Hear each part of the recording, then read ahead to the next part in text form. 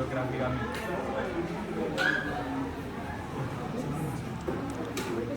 Itu mengenai pendekatan pembangunan berwawasan kependudukan. Dan tanpa sebelum itu izinkan kami mengenalkan kelompok kami dulu. Saya Donian. Saya Tatiana Pradela. Saya ada Mahir Ismail. Saya Kiradi Warti.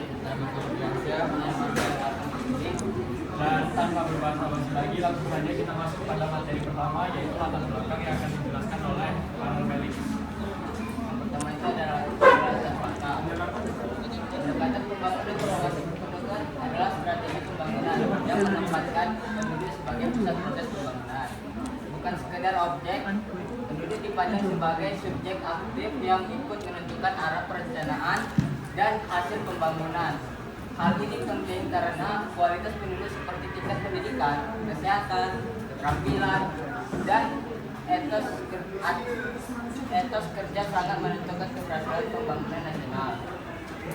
Jika pembangunan tidak memperhatikan kondisi dan dinamika kependudukan, maka hasil sering tidak tepat sasaran, menimbulkan ketimpangan sosial serta memperbesar masalah seperti pengangguran dan kemiskinan.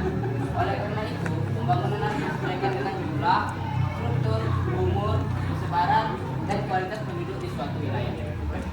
Kemudian tujuan yang akan dijelaskan oleh Arista. Baiklah, selanjutnya kita masuk kepada tujuan. Nah, tujuan pendekatan ini bukan hanya memperluas pembangunan fisik dan infrastruktur, tetapi lebih mengutamakan peningkatan kualitas sumber daya manusia. Pendekatan ini juga bertujuan menciptakan penduduk yang sehat secara fisik dan mental, serta memiliki keterampilan sosial juga. Kemudian juga memiliki kesempatan kerja yang layak dan produktif, dan juga mampu meningkatkan produktivitas serta kesejahteraan hidupnya secara mandiri.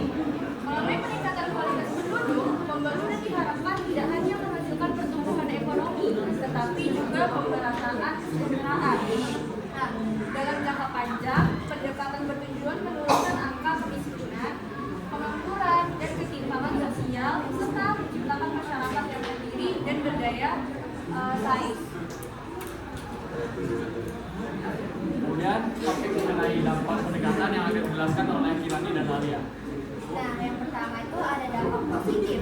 Dampak positifnya adalah kualitas hidup masyarakat meningkat, akses terhadap pendidikan dan pelayanan kesehatan menjadi lebih merata, serta penduduk menjadi lebih produktif dan kompetitif secara ekonomi. Selain itu, kebijakan pembangunan menjadi lebih tepat sasaran karena disesuaikan dengan kebutuhan nyata masyarakat. Nah, dampak pendekatan pendekatan yang tinggal diabaikan yaitu jika aspek kependudukan tidak diperhatikan akan terjadi keseimbangan antara jumlah penduduk dan ketersediaan sumber daya. Hal ini dapat menimbulkan berbagai masalah sosial ekonomi seperti pengangguran tinggi, kemiskinan, kawasan yang buruk, tenaga kerja yang tidak kompeten, serta meningkatnya tekanan terhadap lingkungan. Kemudian topik terakhir yaitu implementasi yang akan dijelaskan oleh Michel dan saya sendiri. Baik, saya mengintegrasi akan menjelaskan mengenai implementasi. Jadi, implementasi itu penerapan pendekatan pembangunan berwawasan kependudukan. Itu ada mencakup beberapa langkah utama, yaitu perencanaan pembangunan yang responsif terhadap data kependudukan, jumlah penduduk, struktur umur, dan tingkat pendidikan dan persebaran wilayah.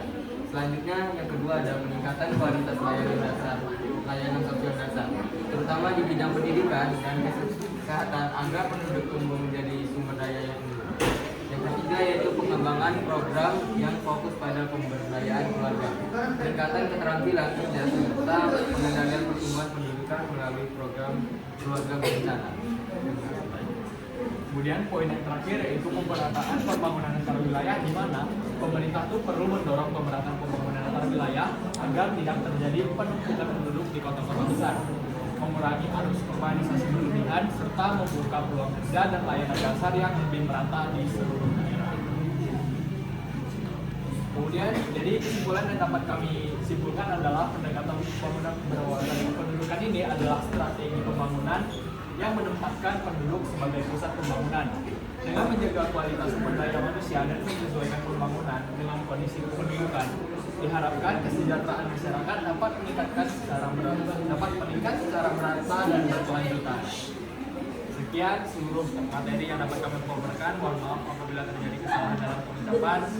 Kami tutup dengan Assalamualaikum warahmatullahi wabarakatuh.